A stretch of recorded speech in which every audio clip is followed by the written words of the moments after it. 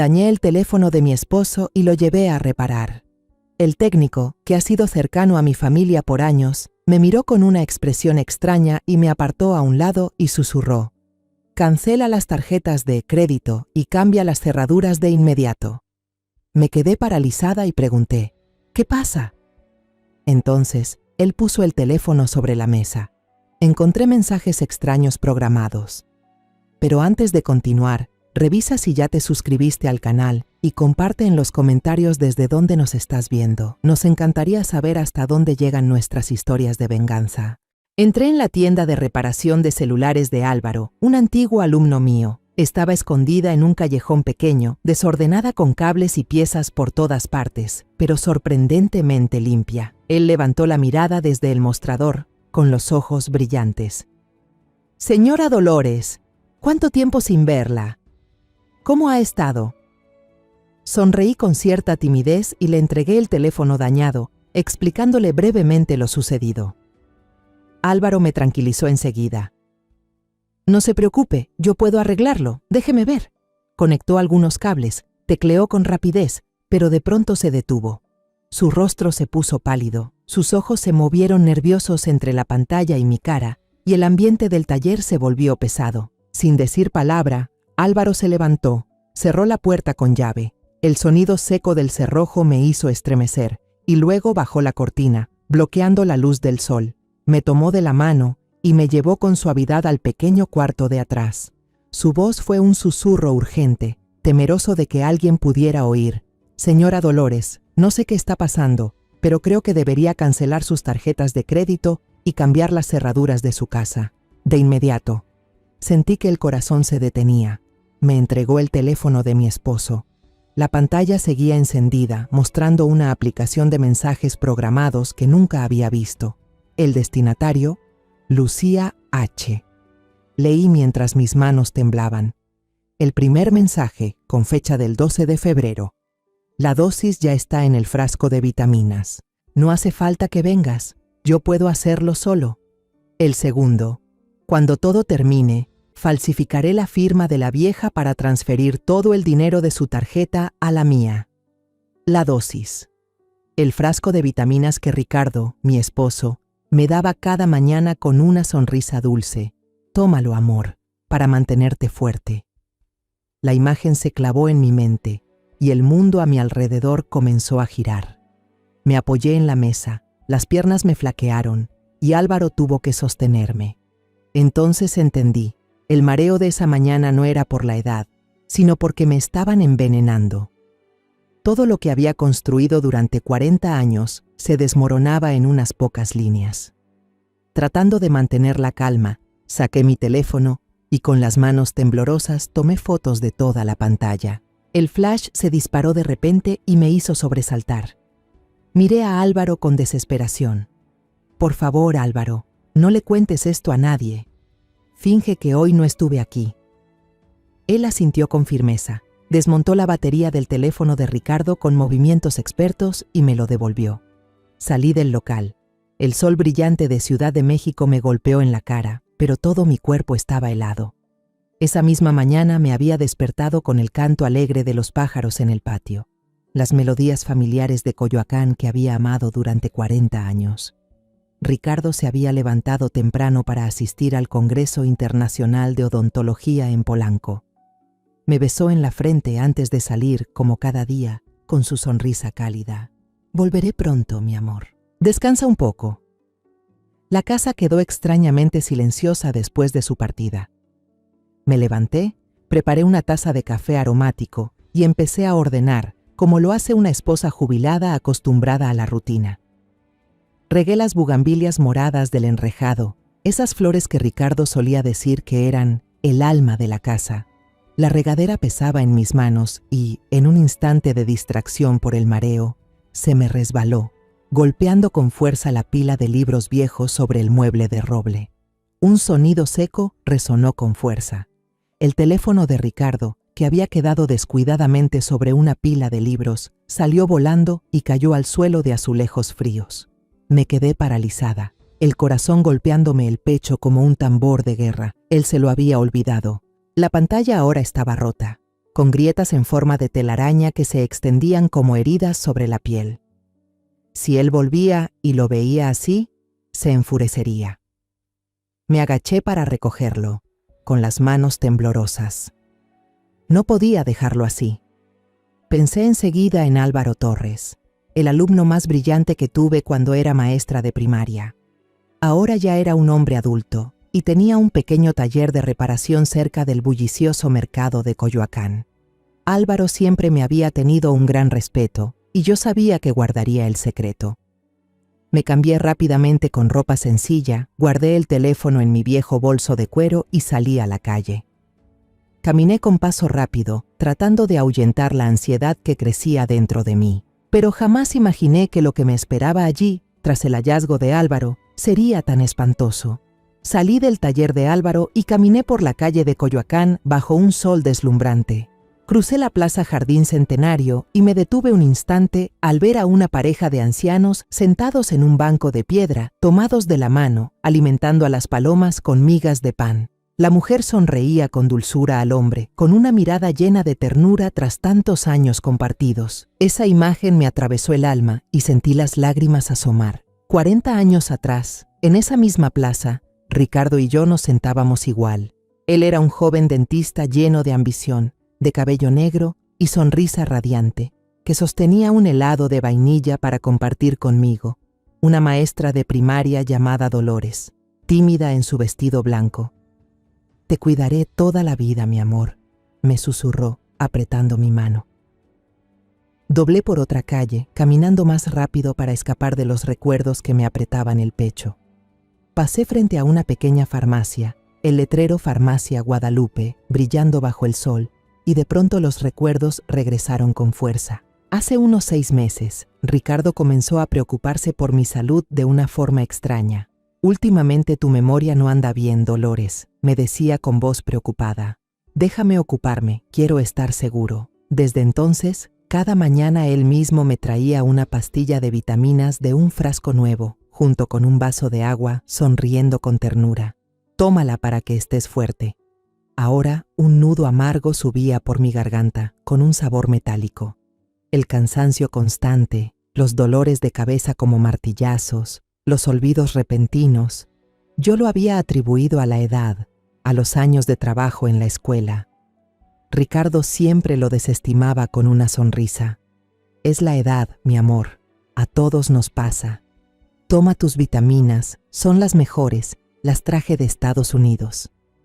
Pero ahora lo sabía. No era la edad. Era el veneno que me estaba consumiendo día a día. Aceleré el paso, casi corriendo, deseando llegar a casa para enfrentar la verdad terrible. La imagen de nuestra casa apareció ante mí. El hogar que habíamos construido con nuestros primeros ahorros. Ya no era un refugio, sino una trampa mortal. Entonces recordé un detalle extraño de hace aproximadamente un mes, tan nítido como si hubiera ocurrido ayer. Estaba en la cocina, bebiendo un vaso de agua de Jamaica bien fría. Apenas terminé, Ricardo entró, tomó el vaso de mis manos y lo miró fijamente, con una expresión extraña. De pronto, lo lanzó con fuerza al basurero. El vidrio se rompió en 1000 pedazos con un sonido agudo. Me sobresalté y pregunté: «¿Qué haces, Ricardo?».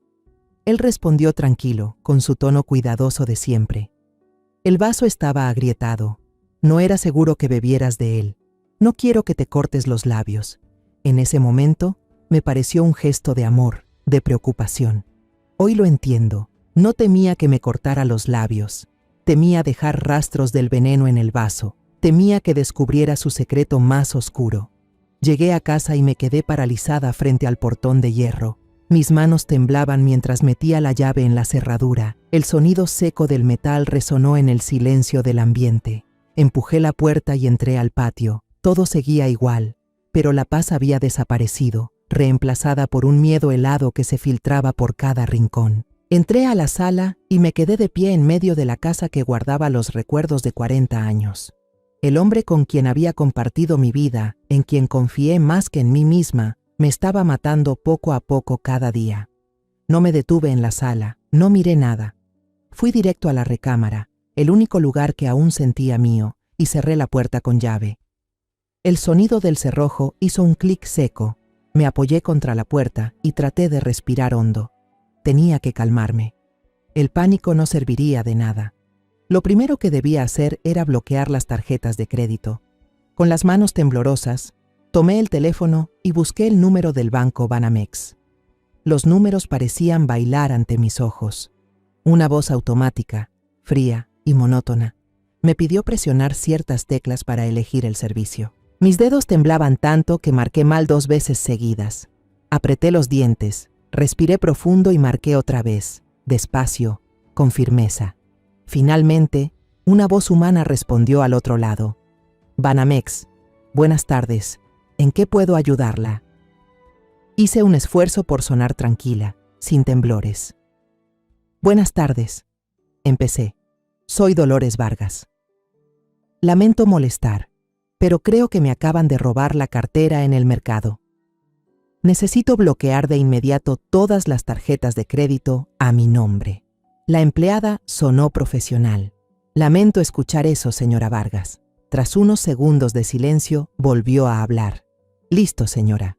Todas sus tarjetas han sido canceladas.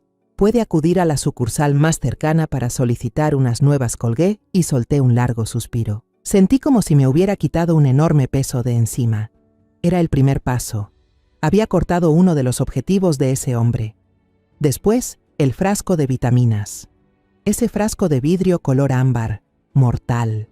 No podía llevarlo a un laboratorio público ni a la policía. Ricardo era un dentista reconocido, con contactos por toda la ciudad. ¿Quién sabe dónde tendría ojos y oídos? Necesitaba a alguien en quien pudiera confiar completamente, alguien discreto y con conocimiento. Pensé de inmediato en Javier Mendoza. Javier era hijo de Carmen, una antigua colega muy cercana de la escuela primaria. Lo conocía desde niño, cuando era un muchacho curioso e inteligente. Ahora era un farmacéutico respetado, con su propio laboratorio en la zona de Del Valle, lo suficientemente lejos como para que nadie sospechara. Busqué su número y llamé. Contestó casi al instante. Hola, soy yo.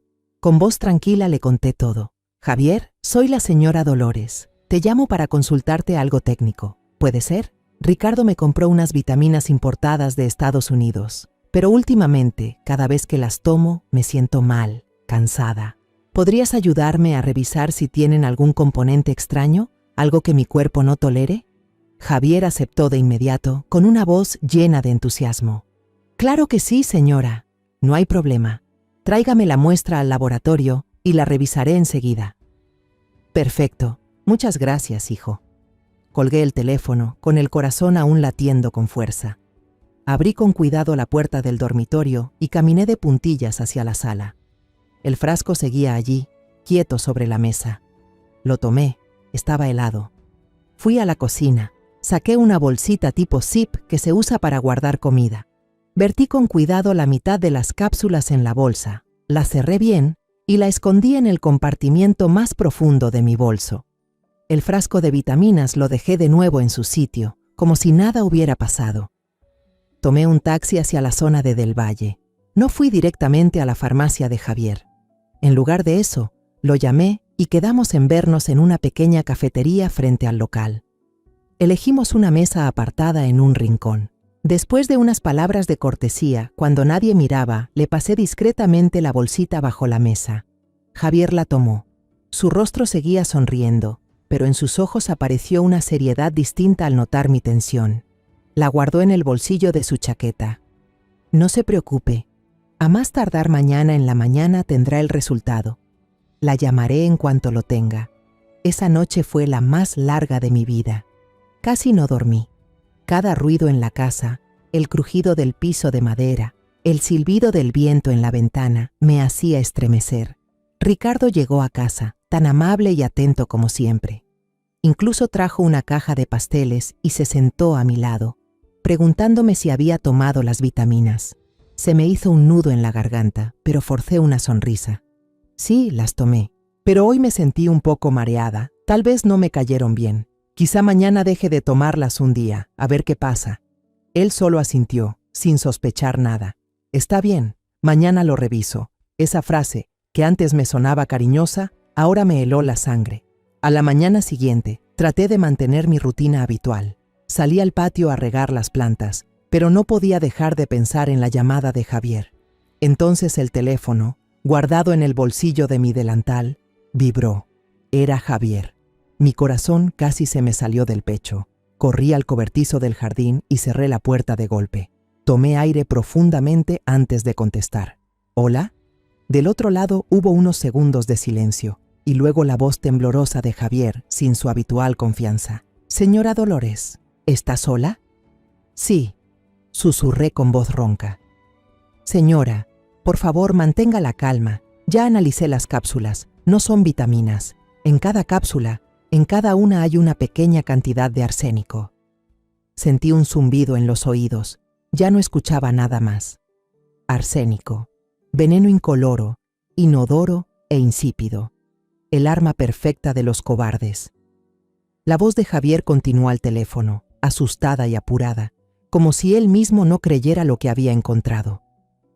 La dosis es baja, no suficiente para matar de inmediato, pero si se toma durante mucho tiempo, se acumula, destruye los órganos, causa agotamiento nervioso y finalmente la muerte, que parece causada por una enfermedad propia de la edad.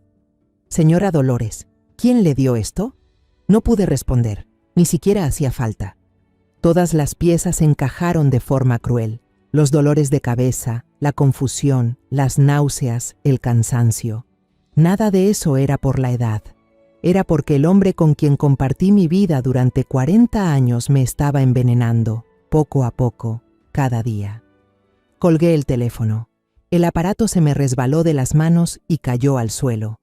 Me dejé caer en el piso del almacén, frío como el mármol. El impacto inicial pasó, dejando un vacío helado dentro de mí. En ese instante, la parte débil y dolida de mí pareció morir.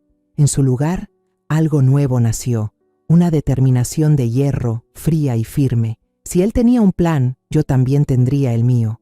Me levanté, sacudí el polvo de mi vestido y salí del almacén con una calma que hasta a mí me sorprendió. Sabía que necesitaba pruebas. La palabra de una vieja confundida no valía nada frente al prestigio de un dentista exitoso como Ricardo. Necesitaba algo que no se pudiera negar. Esa misma tarde, cuando Ricardo volvió del consultorio, yo estaba sentada en el sofá, fingiendo hojear una revista de jardinería.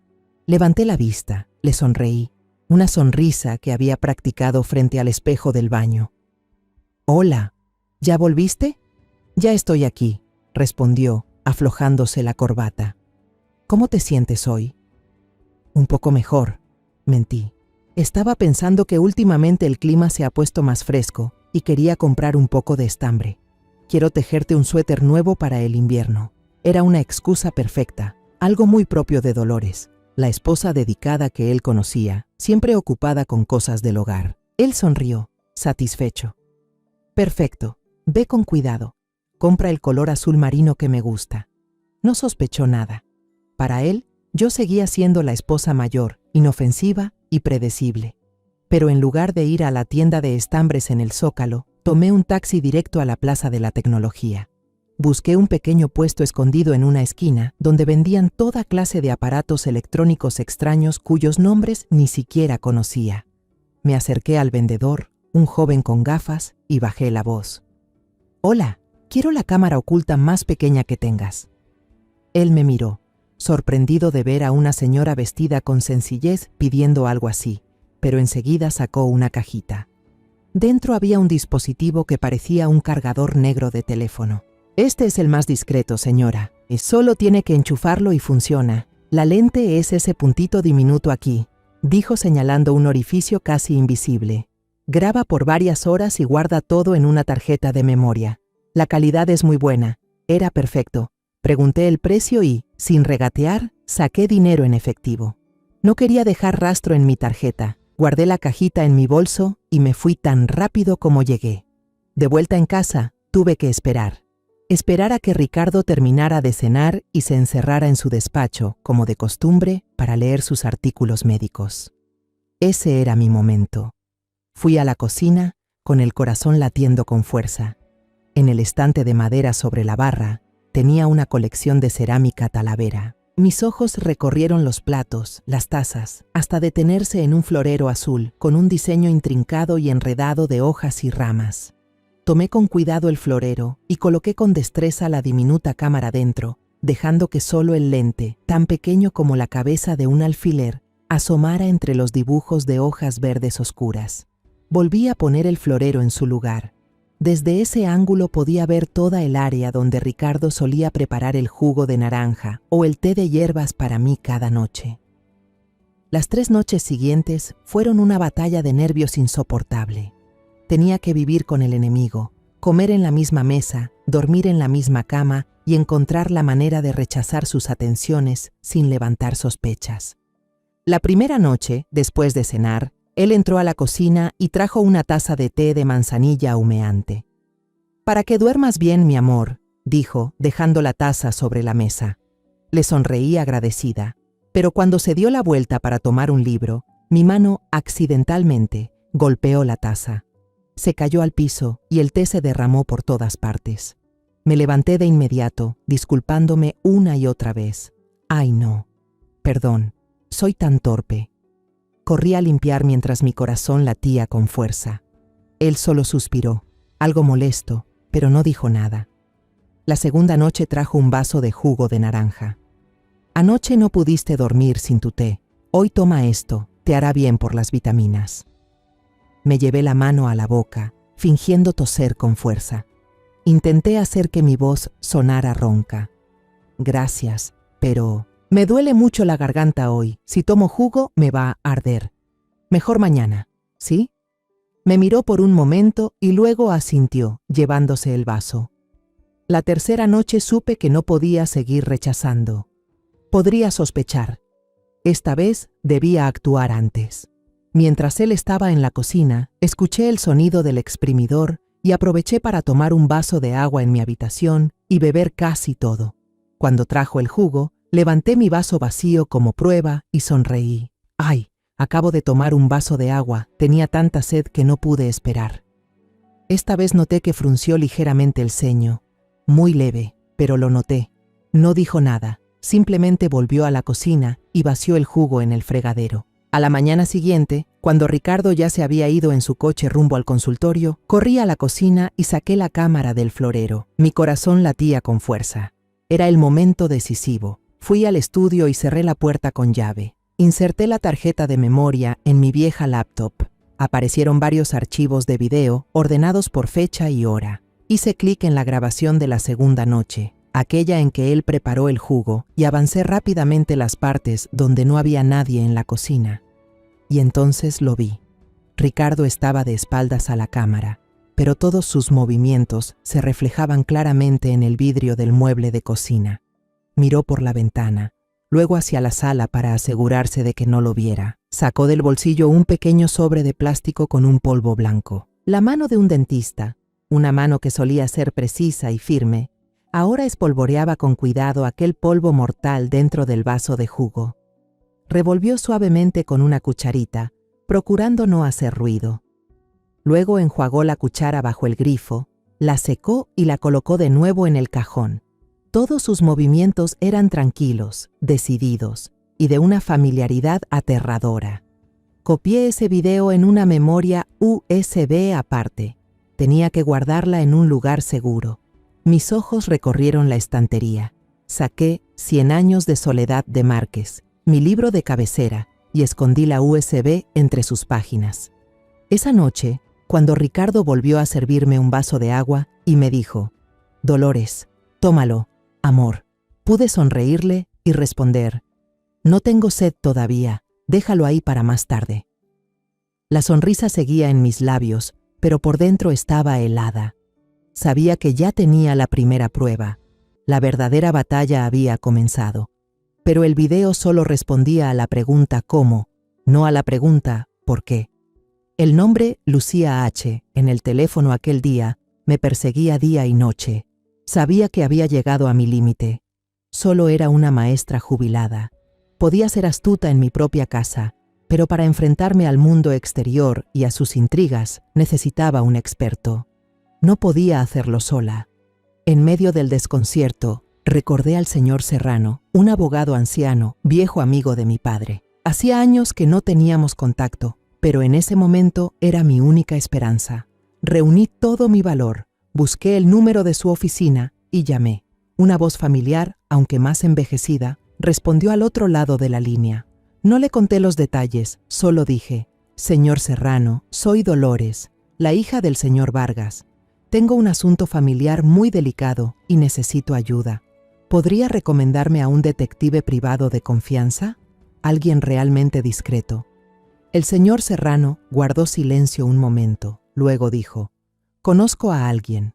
Se llama Leandro Mena, ex policía investigador, retirado, cauto, reservado, y conoce cada rincón de esta ciudad como la palma de su mano».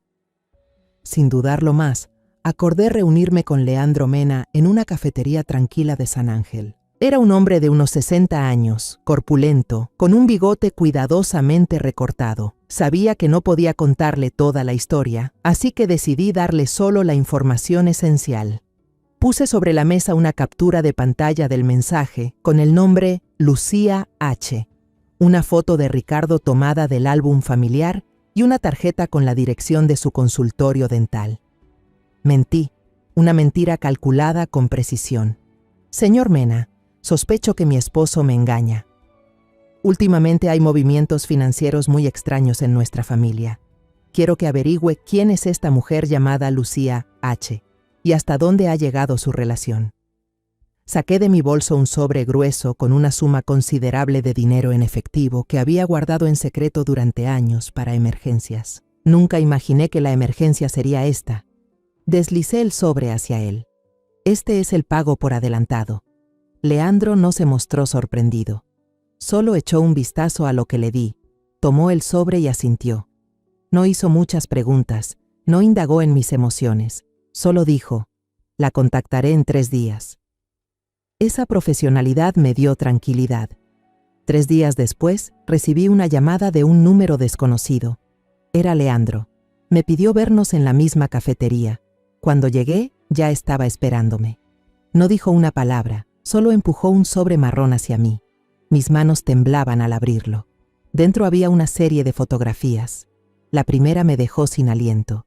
Ricardo y una mujer joven y hermosa, de cabello rubio cayendo sobre los hombros. Estaban en el famoso callejón del Aguacate, a solo unas calles de mi casa. Se estaban besando apasionadamente. En la mano de ella había una pequeña bolsa de papel con el logo del consultorio dental de Ricardo.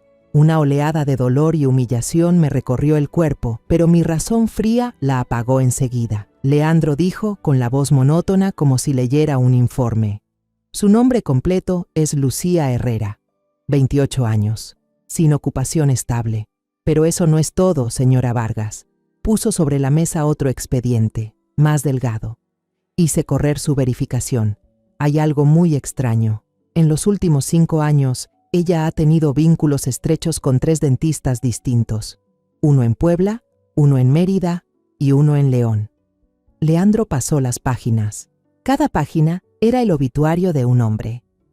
El doctor Eladio Peña, el doctor Benjamín Ríos, el doctor Mateo Solís. Leyó sus nombres. Los 3 murieron de forma repentina. A uno le diagnosticaron un derrame, a los otros 2 insuficiencia cardíaca. Todos eran adinerados, y poco antes de morir, cada uno transfirió una gran parte de su patrimonio a sus nuevos socios comerciales. Lucía Herrera es el único nexo común, pero ella siempre desaparecía sin dejar rastro justo después de sus muertes. Se me heló la espalda. Miré los rostros en los obituarios. Todos tenían la edad de Ricardo, todos parecían exitosos. Levanté la vista hacia Leandro. Mi voz ahora era decidida y fría. «Necesito que la vigile, que controle cada movimiento. Le pagaré más». 2 días después, Leandro me envió un archivo de audio por una aplicación segura en el teléfono. Me explicó por mensaje que había colocado un micrófono diminuto debajo de la mesa de Lucía en un bar ruidoso de la Condesa, donde ella se iba a encontrar con un hombre. Esperé hasta la noche. Cuando Ricardo dormía profundamente, cerré con llave la puerta del cuarto. Me coloqué los auriculares. El corazón me latía en los oídos. Entre la música estruendosa y las risas, escuché la voz de Lucía, una voz clara, dulce como la miel, pero las palabras que decía eran venenosas como el veneno de un ciempiés. Ese viejo dentista es realmente un idiota. Cree todo lo que le digo, como un corderito, dijo ella. Se oyó una voz de hombre, desconocida y más grave.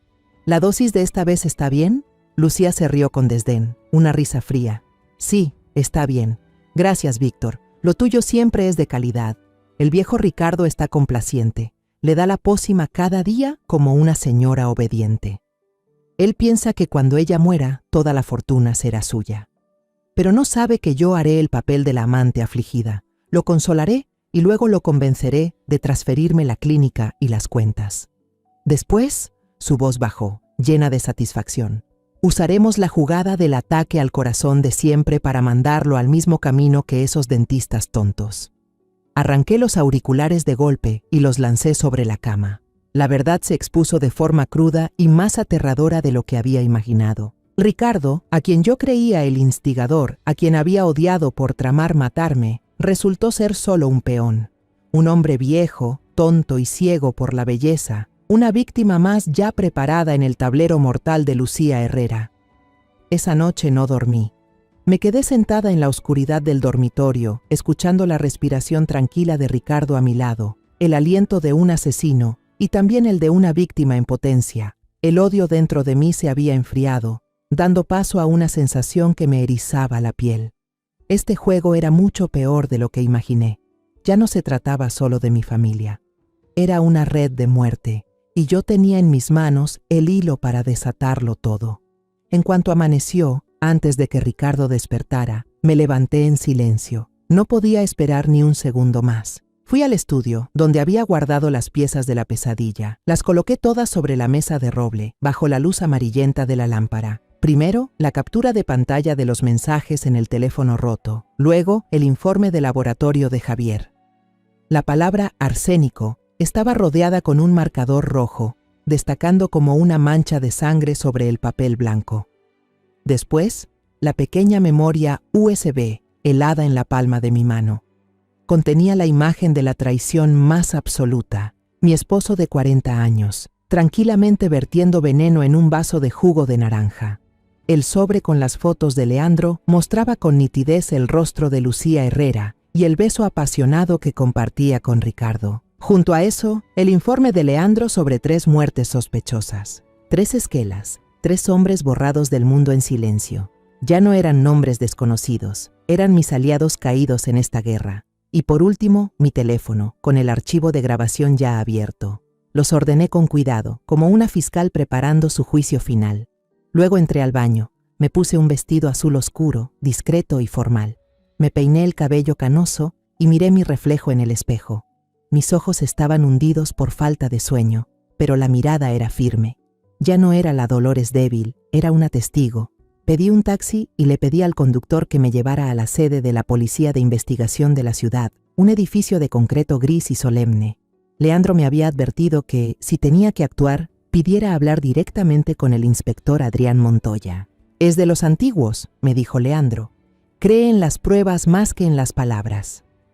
Después de casi una hora de espera en una sala cargada de tensión, sudor y miedo ajeno, un oficial joven finalmente pronunció mi nombre. Me condujeron a una oficina pequeña, desordenada y llena de montones de papeles. El inspector Montoya era un hombre mayor, con un bigote espeso y ojos cansados pero agudos. Me miró, una anciana de aspecto común, con cierta duda, como si se preguntara si estaba ahí para denunciar la pérdida de un gato o quejarme de un vecino ruidoso. «Siéntese, señora Vargas», dijo con voz un poco fatigada. «¿Qué desea reportar?» No hablé mucho. Las palabras eran innecesarias. Abrí mi bolso y coloqué cada prueba sobre su escritorio, con orden y determinación. En ese momento, la expresión cansada de su rostro desapareció por completo. Insertó la memoria USB en su computadora. La habitación quedó en silencio, solo se oía el clic del ratón. La imagen de Ricardo apareció y yo giré la cara, incapaz de mirar más. Finalmente, puse mi teléfono sobre la mesa. Y esto, señor, es la razón de todo. Puse a reproducir la grabación. La voz dulce de Lucía Herrera resonó en la habitación desordenada. Ese viejo Ricardo le está dando a su mujer para que lo tome cada día. Después usaremos la táctica del infarto de siempre para mandarlo al otro barrio con esos tipos. Cuando la grabación sonó, el rostro del inspector Montoya cambió por completo. La sospecha desapareció. En su lugar apareció una concentración extrema, tensa como una cuerda de guitarra. Levantó la mano indicándome que parara y pulsó un botón en el teléfono de sobremesa. Unos segundos después, otro oficial entró en la sala. Tráigame los expedientes de los casos de Peña en Puebla, Ríos en Mérida y Solís en León, ahora mismo. Cuando ese agente se fue, el señor Montoya repasó atentamente el informe de Leandro y tecleó algo muy rápido en la computadora. Levantó la mirada hacia mí, y esta vez en sus ojos ya no había duda, solo seriedad y un poco de respeto. Señora Vargas, ha sido muy valiente, muy valiente. Su voz bajó. Estos 3 casos se cerraron por falta de pruebas. Solo teníamos sospechas vagas. A esta Lucía Herrera la teníamos vigilada, pero no teníamos nada con qué acusarla. Usted nos acaba de dar todo. Se levantó, anduvo de un lado a otro por la habitación estrecha, acariciándose el bigote. Miró el calendario colgado en la pared. Hoy es día 11. El mensaje de la cita enviado para el 12 de febrero es mañana. Dios mío. No tenemos mucho tiempo. Se detuvo, se giró y me miró fijamente. Su mirada era afilada como un cuchillo. Señora Vargas, necesito su ayuda. ¿Está dispuesta a colaborar con nosotros? Necesitamos sorprender a su marido infraganti cometiendo el delito. Mañana por la noche usted debe actuar como si no pasara nada. Tome esa pastilla de vitamina y reciba el vaso de agua de él. No necesita tragársela, solo sostenerla. Nosotros estaremos justo afuera. Entraremos en cuanto usted dé la señal. Mi corazón latía desbocado en el pecho. Volver a esa casa, enfrentar a Ricardo, representar una obra cuando mi vida pendía de un hilo. Pero miré el montón de expedientes sobre la mesa, pensé en los 3 hombres que habían muerto y pensé en mí misma. Asentí, mi voz más firme de lo que imaginaba. Acepto. Comprendí que esta guerra ya no era solo mía. No solo me enfrentaba a un marido infiel y a una amante cruel. Me enfrentaba a una red criminal profesional y despiadada. Había entrado en la guarida del tigre y no había vuelta atrás. Regresé a casa esa tarde con el ánimo pesado, pero con una extraña determinación. El inspector Montoya había hecho instalar en secreto microcámaras en la cocina y la sala, junto con un micrófono escondido en mi lámpara vieja. Me dio un pequeño botón de alarma, parecido a una piedrecita, y me pidió que lo guardara bien en el bolsillo. Durante todo ese día intenté actuar con normalidad. Fui al jardín a podar unas rosas, entré a la cocina a preparar el mole poblano que a Ricardo le encantaba. El olor a chocolate, chile y especias picantes se extendía por toda la casa, un aroma de reunión familiar, pero hoy llevaba un significado mortal. Ricardo llegó a casa alrededor de las 7 de la noche, con un ramo de lirios blancos en la mano. Sonrió, me los ofreció y dijo: «Para ti, mi vida». El dulce aroma de las flores me revolvió el estómago. Eran las flores que se usan en los funerales. Cenamos en silencio. Intenté comer un par de bocados, pero tenía la garganta cerrada. Ricardo parecía no darse cuenta, o estaba demasiado absorto en sus propios planes. Me habló del Congreso de Odontología, de cómo sus colegas lo habían admirado. Después de la cena, dijo con una voz cargada de falsa ternura: «Te ves cansada, Dolores. Déjame prepararte un jugo de naranja para que te sientas mejor». Esa era la señal. Sentí que el corazón se me detenía por un segundo. Asentí, forzando una sonrisa. «Gracias». Me senté en el sofá de la sala fingiendo leer un libro, aunque mis ojos no podían concentrarse en las letras. En el bolsillo de mi bata apretaba con fuerza la pequeña piedra de alarma. A través de la rendija de la puerta veía su sombra moverse en la cocina. Escuché el sonido de la licuadora y luego el tintinear de un vaso. Silencio. Sabía que era el momento. En mi mente aparecía la escena del video, su mano esparciendo aquel polvo blanco mortal en la bebida. Minutos después, salió con un vaso de jugo de naranja de color dorado. La luz del salón se reflejaba en el líquido. haciéndolo parecer hermoso y puro. Aquí tienes, Dolores. Bébelo, te hará bien. Colocó el vaso sobre la mesa frente a mí. Lo miré a los ojos, buscando un atisbo de arrepentimiento, una duda, pero no había nada, solo frialdad y una satisfacción cruel, cuidadosamente disimulada. Respiré hondo. Con la mano temblorosa, me incliné hacia el vaso helado. Justo cuando mis dedos estaban a punto de levantarlo, presioné con fuerza la piedra dentro del bolsillo. De inmediato, la puerta principal se abrió de golpe. «Policía, nadie se mueva». El inspector Montoya y 3 agentes vestidos de civil irrumpieron. Ricardo se quedó paralizado. Su rostro pasó de la sorpresa al terror. El vaso de jugo tembló en su mano. Uno de los agentes se abalanzó sobre él y le colocó las esposas. Ricardo no se resistió, solo tartamudeó. ¿Qué está pasando? Tiene que ser un error. El inspector Montoya no respondió. Solo indicó a otro agente que asegurara el vaso de jugo y el pequeño frasco de polvo blanco que encontraron en el bolsillo de su abrigo. Cuando lo escoltaron frente a mí, Ricardo me miró.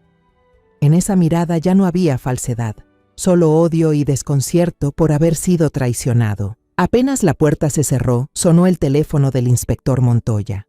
Contestó, luego se volvió hacia mí y asintió. Hemos detenido a Lucía Herrera y a su cómplice, Víctor Ortega, en un departamento rentado en Polanco. Estaban a punto de celebrar. Me dejé caer en el sofá, temblando.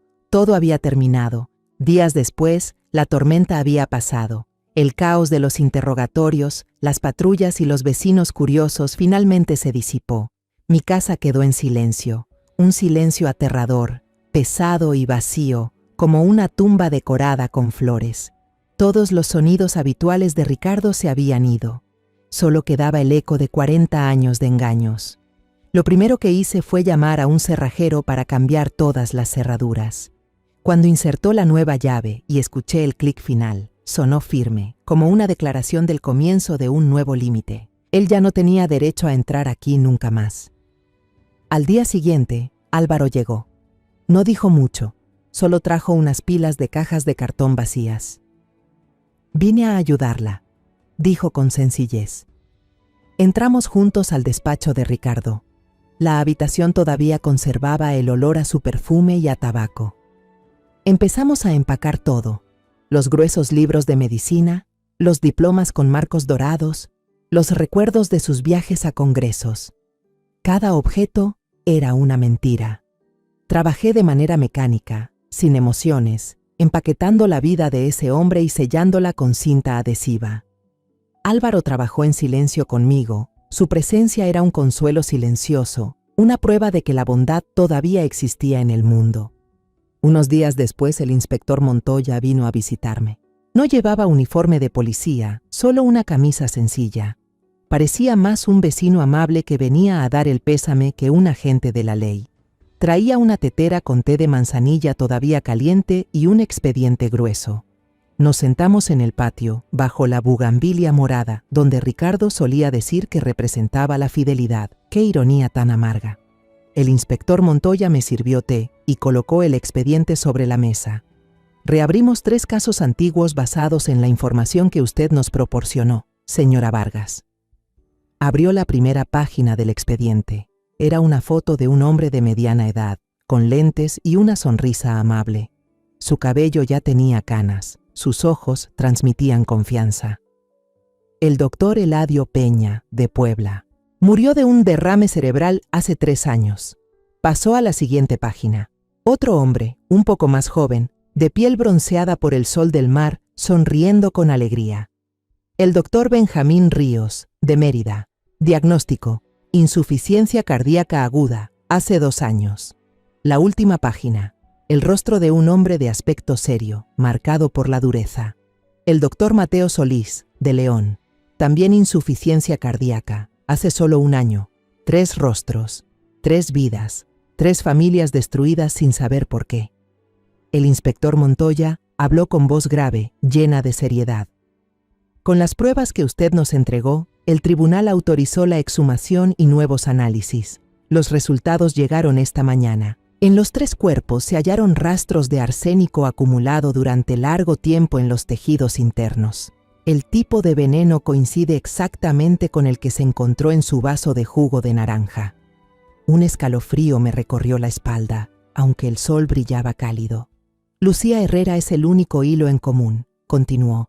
Tiene un patrón muy claro. Apunta a dentistas exitosos, viudos o con matrimonios infelices. Los seduce con su belleza y su inteligencia. Una vez que logra su confianza, inicia un envenenamiento lento. Su cómplice, Víctor Ortega, es quien le provee el veneno. Tiene antecedentes por tráfico de sustancias químicas prohibidas. Su plan era casi perfecto, porque las muertes parecían completamente naturales, coherentes con el perfil de hombres de mediana edad sometidos al estrés laboral. Casi lo logra otra vez, concluyó el inspector Montoya, mirándome con intención. Ricardo fue el 4.º eslabón, y después de él, probablemente habrían venido más. Me quedé mirando fijamente los rostros sonrientes en el expediente. Ellos también tuvieron familia, una vida, sueños truncos. Pero no tuvieron la misma suerte que yo. No tuvieron un teléfono que se rompió por accidente. No tuvieron un antiguo alumno amable y perceptivo como Álvaro. Murieron en soledad y dolor, mientras sus seres queridos seguían creyendo que todo fue obra del destino. Una sensación amarga subió en mi pecho. La justicia se había cumplido para mí, pero llegó demasiado tarde para aquellos 3 hombres y sus familias. Ellos tuvieron que morir injustamente para que este crimen saliera a la luz. De pronto comprendí una verdad aterradora. Si aquel día no hubiera dejado caer la regadera, si Ricardo no hubiera olvidado su teléfono, mi destino habría sido igual al de ellos. Un día cualquiera, yo también habría caído. El médico habría concluido que morí por debilidad debida a la edad. Ricardo habría interpretado el papel del esposo desconsolado y luego él también se habría convertido en otra fotografía más en la colección de Lucía Herrera. Y yo, Dolores Vargas, solo habría sido un nombre más dentro de un expediente olvidado, archivado con la frase «sin signos de delito». Le agradecí al inspector Montoya por haberme contado todo. Cuando él se fue, me quedé sola en el patio.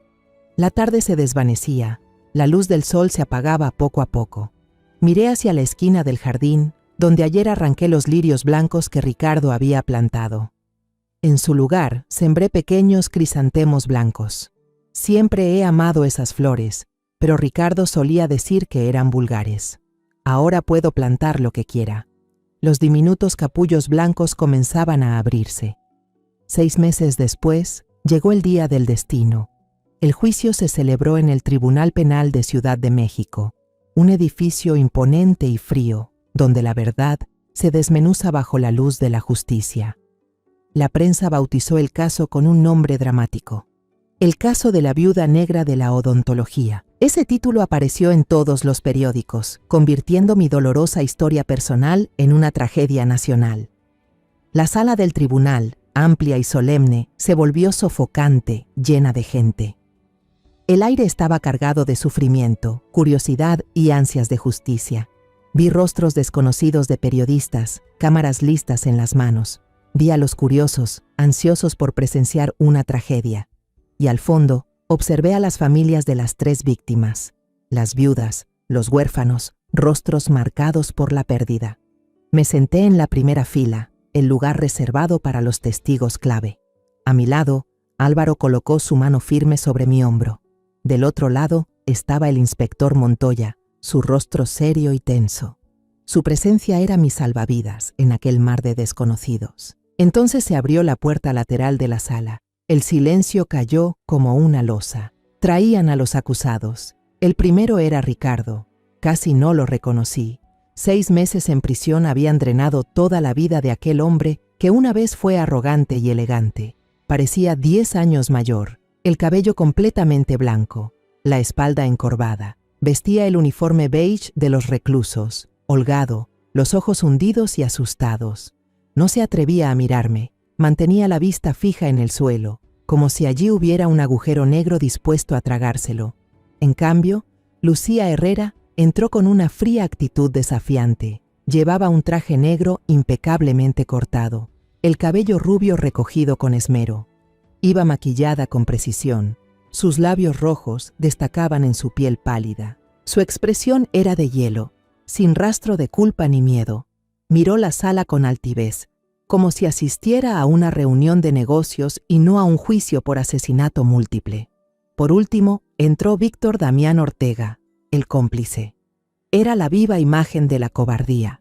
La cabeza gacha, evitando todas las miradas, el cuerpo encogido, como si quisiera volverse invisible. La fiscal, una mujer fuerte y perspicaz llamada Isabela Ríos, comenzó su presentación. Su voz era firme, clara y resonaba por toda la sala del tribunal. Empezó mostrando en una gran pantalla las imágenes de las 3 víctimas fallecidas: el doctor Peña, el doctor Ríos y el doctor Solís. Todos sonreían en las fotos. Las sonrisas de hombres exitosos, felices, que no sabían que la muerte los acechaba. Ella relató sus vidas, sus familias, sus carreras, sus contribuciones a la comunidad, antes de que la sombra llamada Lucía Herrera entrara en sus vidas. En las filas del fondo escuché algunos sollozos ahogados. Luego, presentó en detalle la cadena de transacciones de compraventa de arsénico entre Lucía y Víctor, las pruebas irrefutables que la policía rastreó a través de mensajes cifrados y cuentas bancarias falsas. Entonces llegó el momento que yo había estado esperando. La grabación obtenida por el detective Leandro fue reproducida para toda la sala. La voz dulce como la miel de Lucía resonó, pero las palabras que salían de su boca eran veneno puro. Y usaremos el viejo truco del ataque al corazón para enviarlo a acompañar a esos otros tipos. Miré hacia el banquillo de los acusados. Ricardo estaba sentado allí, escuchando la sentencia de muerte que su amante había planeado para él. Su cuerpo comenzó a temblar y bajó la cabeza. Los hombros le temblaban con fuerza. Finalmente, ese hombre estúpido entendió que solo era un peón, un instrumento de asesinato que sería descartado después. No terminó ahí. Se proyectó el video que yo había grabado en la cocina, mostrando a Ricardo echando con calma el polvo venenoso en un vaso de jugo de naranja. Toda la sala estalló en murmullos de repulsión. Cerré los ojos y apreté las manos con fuerza. No necesitaba ver esa escena otra vez. Ya estaba grabada para siempre en mi mente. Por último, se mostró el video grabado por las cámaras de la policía la noche del arresto. El momento en que la puerta fue derribada y Ricardo fue sorprendido con el vaso envenenado en la mano. Era una prueba viva e irrefutable. Cuando llegó mi turno de testificar, subí al estrado con calma. Respiré hondo y miré directamente al jurado. Esos hombres y mujeres que tenían en sus manos el destino de quienes destruyeron mi vida. Conté los 40 años de nuestro matrimonio, desde los días felices hasta los cambios fríos de Ricardo. Hablé de los síntomas, de la confusión mental y del instante aterrador en que descubrí la verdad en la tienda de Álvaro. No miré a Ricardo, ni una sola vez. Él ya no existía en mi mundo. El abogado de Lucía intentó una débil defensa, argumentando que ella era una víctima manipulada por Ricardo, un hombre mayor y poderoso. Pero la fiscal Ríos destruyó ese argumento con una sola pregunta. ¿Y los 3 doctores que murieron antes, abogado, también manipularon a su clienta? Tras varios días de juicio, finalmente llegó el momento de la sentencia. El juez, un hombre de rostro severo, leyó el veredicto con voz solemne. Lucía Herrera, la autora intelectual, fue declarada culpable de 4 cargos de homicidio en primer grado, incluyendo el intento de asesinato de Ricardo y de mí. La condena: 60 años de prisión sin posibilidad de libertad condicional. Al escuchar la sentencia, ella no mostró la menor expresión. Víctor Damián Ortega, cómplice que suministró el veneno, recibió una condena de 30 años de prisión. Ricardo Vargas, por haber cooperado en su declaración y ser considerado cómplice manipulado, fue condenado por conspiración para cometer asesinato. Sentencia: 20 años de prisión. Al escuchar la sentencia, bajó la cabeza sobre la mesa y rompió a llorar como un niño. En cuanto terminó la audiencia, el abogado que había contratado presentó en silencio ante el juez la solicitud de divorcio unilateral que yo ya había firmado. Con las pruebas irrefutables de los crímenes de Ricardo, el documento fue aprobado de inmediato. El mismo día, en la misma sala del tribunal, obtuve justicia y libertad al mismo tiempo. Salí del juzgado, enfrentando los destellos de las cámaras como una tormenta. Pero no me escondí. Levanté la cabeza, dejando que todos vieran el rostro de una mujer que había sobrevivido al huracán. 3 meses después del juicio, vendí la casa en Coyoacán a una pareja joven. Ya no podía vivir allí. Cada pared, cada rincón del patio, cada objeto susurraba recuerdos. Incluso los más hermosos estaban contaminados por la traición. Solo empacé unas pocas cosas que realmente me pertenecían. Mis libros favoritos con los lomos gastados, el álbum de fotos de mi juventud y la colección de cerámica talavera que elegí con mis propias manos. Todo lo de Ricardo lo dejé atrás.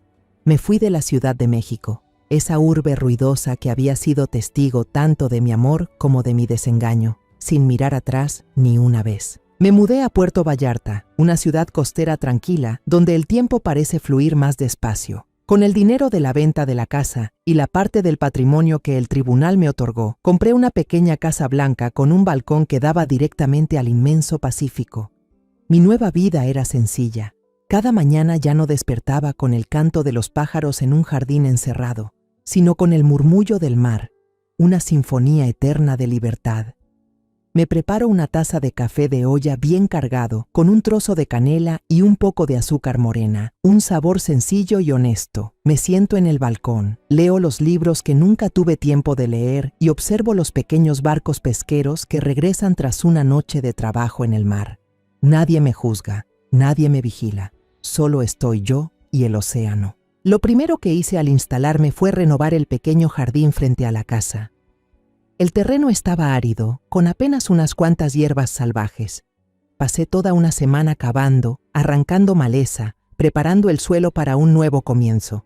No planté rosas, ni lirios, ni orquídeas. Solo planté una especie, crisantemos blancos, decenas de pequeñas flores blancas, sencillas y puras. Recuerdo que Ricardo solía burlarse de esta flor, pero para mí, los crisantemos blancos significan algo completamente distinto. Son flores de pureza, de nuevos comienzos, de serenidad y resistencia. Ahora, en mi propio jardín, nadie critica mis gustos. Podría sembrar un mar entero de crisantemos si quisiera. Los planté no para desafiar los recuerdos de él, sino porque realmente quiero recuperar la paz, rodearme de esa belleza simple y sincera que siempre anhelé. Una tarde, mientras regaba las plantas con calma, el cartero me trajo una carta. La letra familiar en el sobre hizo que mi corazón se sintiera cálido. Era una carta de Álvaro. Me senté en la silla de mimbre del porche y la abrí con cuidado.